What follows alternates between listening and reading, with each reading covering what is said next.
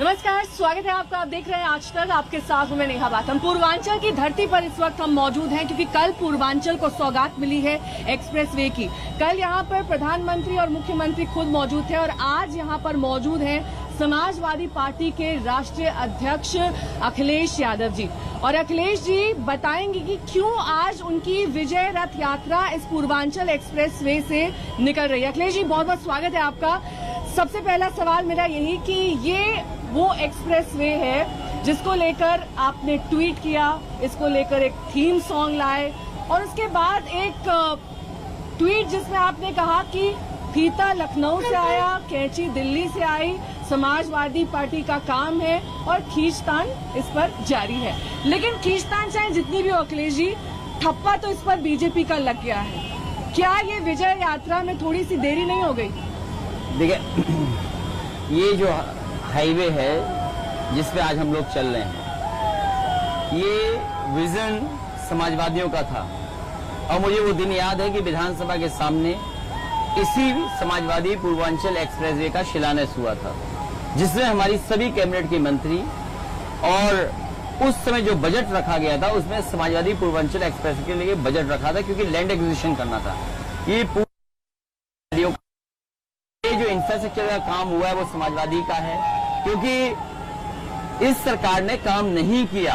अभी तक का पूरे 5 साल का ट्रैक रिकॉर्ड अगर आप देखेंगे तो इन्होंने शिलान्यास का शिलान्यास किया, उद्घाटन का उद्घाटन किया, रंग बदलने का नाम किया और नाम बदलने का काम किया। और आज के बाद तो हम भी रथ का नाम बदल देते हैं। समाजवादी विजय रथ यात्रा का समाजवादी परवरण यात्रा कहेंगे और इसलिए कहेंगे क्योंकि आज जिस तरीके से जनता का समर्थन मिल रहा है, मैं ये कह सकता हूँ इस गाजीपुर बॉर्डर से लेकर के और वो दिल्ली के करीब में जो यूपी का गाजीपुर बॉर्डर है, वहां तक भारतीय जनता पार्टी का सफाया होना तय है। इस एक्सप्रेसवे में जो मापदंड थे, जो मानक थे, उस मानक के हिसाब से नहीं बनाया गया। ये आधा अधूरा उद्घाटन किया क्योंकि चुनाव आने वाला है, सर्विस लेन इसकी पूरी नहीं हुई है। ये कहते थे कि हमने सड़क के किनारे पानी न निकले, पानी न भर जाए, जिससे धंसे नहीं सड़क, हम इसके किनारे जियो सेल्स लगवाएंगे। कहाँ जियो सेल्स है, सड़क धंस गई है। जो मीडियन है, जो इंडियन रोड कांग्रेस का मानक कहता है कि जो मीडियन है वो 12 मीटर कम से कम रखा जाए और 14 मीटर तक होना चाहिए। इसीलिए जो लैंड एक्विजिशन इसकी हुई थी वो ज्यादा लैंड एक्विजिशन हुई थी। मैं तो आपसे कहूंगा, ये भारतीय जनता पार्टी के लोग अगर ये हाईवे कह रहे हैं उनका है, तो मुझे बताएं कि यहाँ पर सबसे पहले बजट किसकी सरकार में दिया गया था? मुझे याद है कि 1600 करोड़ से ज्यादा। आपने अपने एक इंटरव्यू में कहा कि LOI नहीं मिला आपको। मैं ये कहता हूँ कि 1600 करोड़ से ज्यादा बजट समाजवादी सरकार ने रखा। लैंड एक्विजिशन की सबसे पहली जो रजिस्ट्री हम लोगों ने की वो समाजवादियों की थी। उसके बाद चलिए ये अपनी बात पूरी करेंगे, एक बार दिखा देते हैं कितनी जनता यहाँ पर स्वागत के लिए आई है अखिलेश यादव के लिए। अभिवादन सबका स्वीकार करते हुए खुद यहाँ पर अखिलेश यादव ये रथ यात्रा निकाल रहे हैं। दरअसल ये गाजीपुर से ये सिलसिला चल पड़ा है। जैसे ही वहाँ पर अखिलेश यादव का हेलीकॉप्टर लैंड हुआ उसके बाद एक जन सैलाब उमड़ पड़ा। सब अखिलेश यादव की एक झलक पाना चाहते हैं, सब फूल माला पहनाना चाहते हैं। दोनों तरफ बस के दिखाइए। मैं अपने कैमरा पर्सन से कहूंगी कि कैसे लंबी कतारें लगी हुई हैं सिर्फ अखिलेश यादव को देखने के लिए। समाजवादियों का ये लंबा चौड़ा हुजूम आज इस विजय यात्रा में शामिल होने के लिए आया है। गाजीपुर से इसकी शुरुआत और ये आगे पूरे पूर्वांचल एक्सप्रेसवे को कवर करता हुआ जाएगा। बीच में अखिलेश यादव इस तरह से आते हुए और अभिवादन स्वीकार करते हुए देखिए किस तरीके से सभी जो है वो अखिलेश यादव की एक झलक पाना चाहते हैं। तो अखिलेश, इतना जन सैलाब उमड़ पड़ा है विजय यात्रा के लिए, वोटों में तब्दील हो पाता है ये? एक बात बताइए, वोटों में तब्दील हो पाता है ये? क्योंकि देखने में तो बहुत कल भी बहुत सारे लोग आए थे। हमारे साथ राजभर जी चल रहे हैं, इन्होंने भारतीय जनता पार्टी का दरवाजा खोला था और मैंने इनसे कहा कि अब दरवाजा आप बंद कर दो। राजभर जी एक बात बताइए, डील सील हो गई है, ये तो डील पक्की है, लेकिन आगे भी इस डील में और दूसरे पार्टियों के शामिल होने की कितनी संभावना है? क्योंकि एक तरफ ओवैसी जी भी हाथ पैर मार रहे हैं, दूसरी तरफ हमने देखा है कि कांग्रेस पार्टी एक नए सिरे से शुरुआत कर रही है। प्रियंका गांधी ये कह रही हैं कि हम संगठन को मजबूत करेंगे, बहुत सारी महिलाओं की भागीदारी होगी, ज्यादा महिलाओं को टिकट दिया जाएगा और एक तरीके से ये कहा जाए कि जो पार्टी जमीन से अब शुरुआत करना चाहती है, क्योंकि पूरी तरीके से अगर देखा जाए तो सबसे बड़े नेता विपक्ष इस वक्त अखिलेश यादव है, समाजवादी पार्टी है, दूर दूर तक बसपा और कांग्रेस दिखाई नहीं दे रही है। आप इस पार्टी में शामिल होने की वजह सिर्फ बीजेपी से नाराजगी थी या कुछ और? नहीं, देखिए जो देश की आजादी के 75 साल में इस देश में तमाम ऐसी जातियां हैं जो आज तक अपने हक अधिकार से वंचित हैं, चाहे वो शिक्षा हो, स्वास्थ्य हो, रोजगार हो, राजनीति हो, किसी क्षेत्र में वंचित लोग हैं। उनको अधिकार दिलाने के लिए हमसे भारतीय जनता पार्टी ने झूठ बोला, हमसे झूठ बोल करके हमारा वोट लिया और वोट लेकर के सरकार तो बना लिया। जब सरकार बनने के बाद वहाँ यूज एंड थ्रो होता है, उपयोग कर लो छोड़ दो। उदाहरण देख लीजिए, अनुप्रिया पटेल को लोकसभा 2019 में इस्तेमाल कर लिया, 2 साल के बाद जब चुनाव आ गया तब फिर उनको थमा दिया, झुंझुना चुनावी झुंझुना थमाया है। और उत्तर प्रदेश में जब फिर चुनाव आ गया तो उत्तर प्रदेश में भी जितने अति पिछड़े समाज के लोग भारतीय समाज पार्टी और भागीदारी संकल्प मोर्चा के साथ खड़े थे, आज जब समाजवादी पार्टी के साथ सब लोग इकट्ठा हुए हैं तो भारतीय जनता पार्टी चुनावी मंत्री बनाना शुरू कर दिया। अब ये चुनावी मंत्री जा रहे हैं तो इनका खुलेआम विरोध हो रहा है। आपने देखा अभी परसों महाराजगंज में विधायक का क्या हाल हुआ, आपने देखा कि नोएडा में क्या हाल हुआ, अयोध्या में क्या हाल हुआ। तो ये प्रदेश में जो आपके प्रजापति है, पाल है, बिंद है, केवट है, मल्लाह है, कुम्हार है, लोहार है, नाई है, चौहान है, अर्गवंशी है, बंजारा है, बहेलिया है, 22% वोट है, 42% वोट है। जो हम बता रहे हैं वो 42% है और ये 42% समाजवादी पार्टी के साथ खड़ा है। आप देखिएगा जिस दिन चुनाव की सूचना जारी होगी, अभी तो ये आंधी चल रही है, तूफान चलेगा चुनाव में, कोई टिक नहीं पाएगा।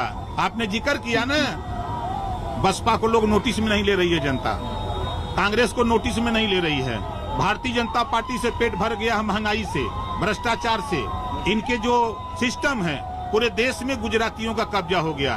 सीबीआई का चीफ गुजराती, ईडी का चीफ गुजराती, गृह मंत्री गुजराती, वित्त मंत्री गुजराती, प्रधानमंत्री गुजराती, सब के सब गुजराती भारतीय जनता पार्टी में कब्जा कर लिए और पूरे देश को बेच रहे हैं। ये बात देश के हमारे प्रधानमंत्री जी कहा करते थे कि सौगंध मुझे इस मिट्टी की, मैं देश नहीं बिकने दूंगा। रेलवे बेच दिया, बैंक बेच दिया, LIC बेच दिया, BSNL बेच दिया। मोदी जी कहा करते थे कि चप्पल वाले को हवाई जहाज में उड़ाऊंगा, हवाई जहाज बेच दिए, अब कहाँ ले जाएंगे चप्पल वालों को।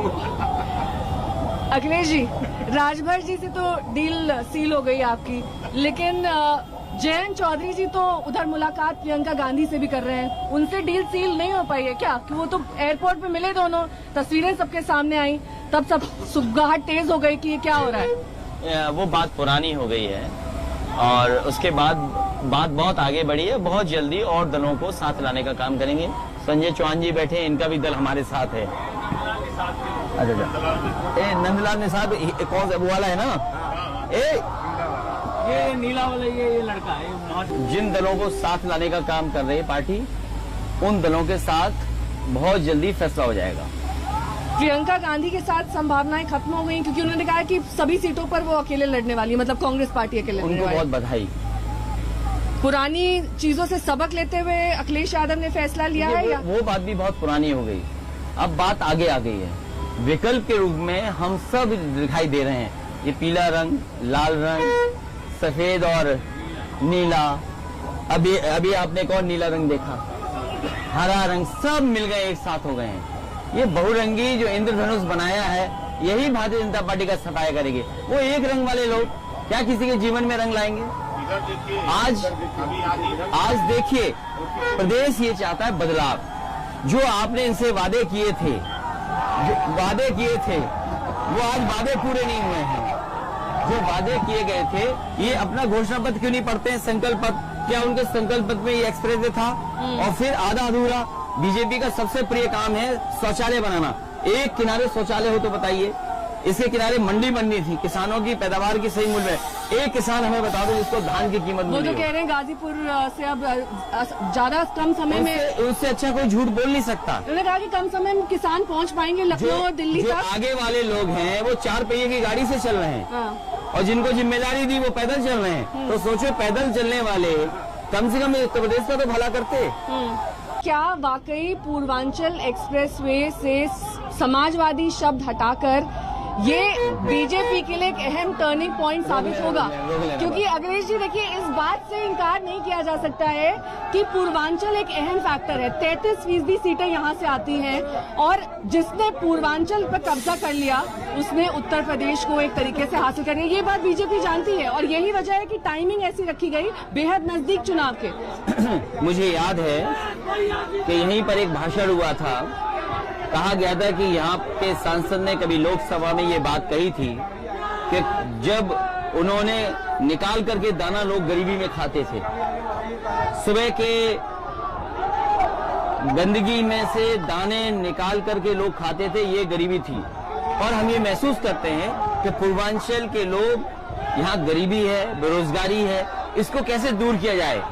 अमेरिका के बारे में जो कहावत थी कि अमेरिका ने सड़कें बनाई और सड़कों से अमेरिका बना, और वही बात जोड़ते हुए मैंने हर बार कहा, जिस समय समाजवादी पूर्वांचल एक्सप्रेस वे का मैंने शिलान्यास किया था, तो मैंने ये कहा था कि अगर आप रफ्तार बढ़ा सकते हैं तो अर्थव्यवस्था अपने आप बढ़ जाएगी। लोग अपने संसाधनों से, सरकार के सहयोग से, सरकार के फैसले से अपने आप खुशहाली आएगी। तो आज हमारे देश को जरूरत है इस तरह के इंफ्रास्ट्रक्चर को देने की, और इसीलिए समाजवादी पार्टी ने अपनी सरकार में पूर्वांचल के लिए एक्सप्रेसवे दिया है।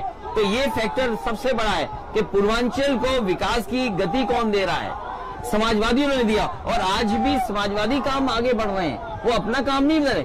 अब मुख्यमंत्री जी कह रहे हैं कि हम आने वाले समय में स्मार्टफोन और टैबलेट देंगे। हम उनसे पूछना चाहते हैं 4.5 साल में कौन सी टैबलेट देते रहे आप? क्योंकि मुख्यमंत्री जी को लैपटॉप चलाना नहीं आता है, इसलिए नौजवानों के हाथ में लैपटॉप नहीं दिया उन्होंने। जो चीज वो खुद नहीं कर रहे हैं, वो कैसे लैपटॉप दे देंगे इन नौजवानों को? वो जानते हैं कि जिस समय इन्हें लैपटॉप मिल जाएगा, पढ़ाई अच्छी हो जाएगी, ये अपने सूझबूझ से, अपनी मेहनत से आगे बढ़ जाएंगे। ये 16 घंटे काम करना चाहते हैं नौजवान। आप क्या जगह दे रहे हैं उनको 16 घंटे काम करने के लिए? क्या मौका दे रहे हैं आप उनको? ये दिन रात पसीना बहा करके दूसरों के कारखाने चला रहे हैं। क्या ये लोग भूल जाएंगे कि माँ गंगा में यहाँ लाशें निकली थी, यही बक्सर में लाशें थी, गाजीपुर में लाशें थी? क्या कहा था बीजेपी ने कि लाशें बिहार से आ रही हैं? क्या गंगा उल्टी पाएंगे ये लोग? इसका जवाब है उनके पास। क्या पूर्वांचल के शिलान्यास? लेकिन मेरा वो सवाल भी अधूरा रह गया अखिलेश जी। इसमें ये कहा गया कि आपने सहयोग नहीं किया केंद्र सरकार को, इसीलिए कई प्रोजेक्ट अधूरे रह गए, 14 से लेकर 17 तक। मुझे एक प्रोजेक्ट ये बता दे सरकार जिसमें सहयोग समाजवादी सरकार का नहीं था। और मैं आपकी जानकारी के लिए बता दूं, उस समय जो पीएमओ में थे उन अधिकारी को मैंने कहा कि जो अधिकारी आप चाहते हो बनारस में पोस्टिंग ले लो। आज वो रिटायर हो गए हैं, एक बहुत बड़ी जिम्मेदारी के में काम कर रहे हैं। आप जाकर के पूछिए उनसे कि जिन जिन अधिकारियों को आपने कहा बनारस में पोस्ट कर दो, समाजवादी सरकार में वो अधिकारी पोस्ट हुए कि नहीं हुए? अंडरग्राउंड बिजली केबलिंग किसने की बनारस में? 24 घंटे बिजली किसने बनारस में की? मुझे अच्छी तरह याद है। एक उनके साथी स्वर्गवास हो गया उनका, वो आज जिंदा नहीं है, वो जवाब नहीं दे सकते। लेकिन आज भी एक उनके विधायक जिंदा हैं, श्यामदेव चौधरी जी आज भी जिंदा हैं। आप जाकर के पूछिए वो कितने दिन भूख हड़ताल पे बैठे थे। मैंने उन्हें भूख हड़ताल से हटाया और वो पूछा उनसे मैंने क्या चाहते हो, तो बोले ये प्रधानमंत्री जी का क्षेत्र है, इसमें 24 घंटे बिजली दे दो। मैंने उसी दिन 24 घंटे बिजली दी और उस दिन मैंने उनसे कहा कि आप उत्तर प्रदेश का बिजली का कोटा बढ़ा दो। मैं ये जानना चाहता हूँ, आज गरीबों को बिजली का करंट लग रहा है जिस दिन बिल आ रहा है, क्या उत्तर प्रदेश का कोटा बढ़ाया? जिस उत्तर प्रदेश ने राष्ट्रपति दिया हो, प्रधानमंत्री दिया हो, 2-2 बार केंद्र में सरकार बनाई हो, क्या उत्तर प्रदेश का बिजली का कोटा बढ़ा पाई है सरकार? इस बार चुनाव में ध्रुवीकरण देखा जाएगा क्योंकि राम मंदिर एक बहुत बड़े और अहम मुद्दे के तौर पर सामने आ रहा है। भगवान श्री राम के मंदिर को कोई भी बनने से अब नहीं रोक सकता है।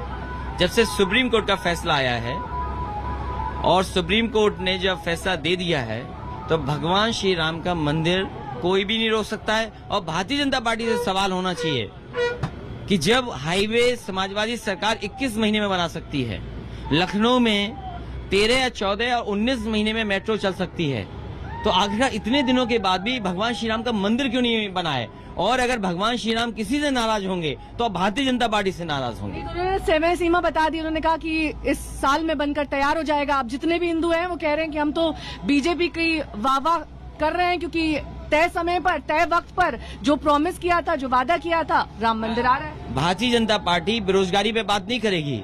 आज देश में सबसे ज्यादा बेरोजगार हैं। आज ही का अखबार जब मैंने उठा करके देखा तो दुख हुआ इस बात का कि चीन अब दुनिया की सबसे बड़ी अर्थव्यवस्था हो गई है। क्या अमेरिका को भी पीछे छोड़ देगी? सोचिए आप, हमारे पड़ोसी देश जो अमेरिका को टक्कर दे रहा है अर्थव्यवस्था में, कहां पहुंच गया? आज जो उसकी मैन्युफैक्चरिंग इकोनॉमी है, आज वो क्या नहीं बना रहा। और भारत जैसा देश इतना बड़ा, जहां के नौजवान काम करना चाहते हैं, खून पसीना बहाना चाहते हैं, नौकरी चाहते हैं, रोजगार चाहते हैं, अगर उन्हें मौका मिले तो वो बिना सोए भी 16-18 घंटे काम कर सकते हैं, लेकिन उनको रोजगार नौकरी नहीं सरकार दे पा रही। आखिरकार इसके लिए जिम्मेदार कौन है?